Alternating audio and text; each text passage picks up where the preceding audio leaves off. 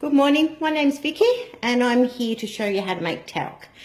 Since the 1970s, the cosmetic talcum powder that you buy in the shop has been asbestos free, but there's research saying that it's not, they can't actually guarantee that there's not problems with talc. So I find the easiest way to solve that problem is to make my own. There's a few alternatives out there, but this is how I make mine. So I just use simple stuff straight out of my pantry. I've got bicarb soda, I've got cornstarch, and I've got arrowroot.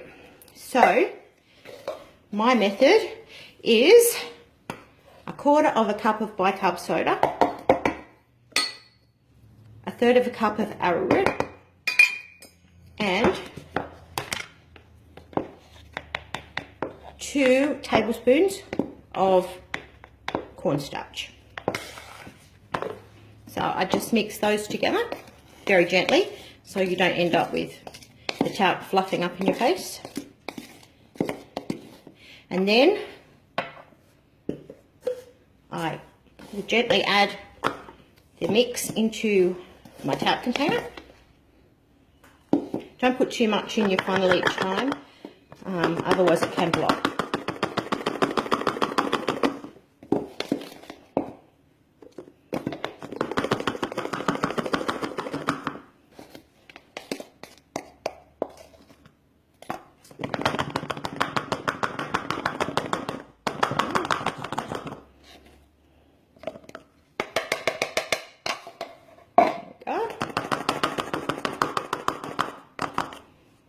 Now, I like lavender, so I will add 10 drops of lavender essential oil.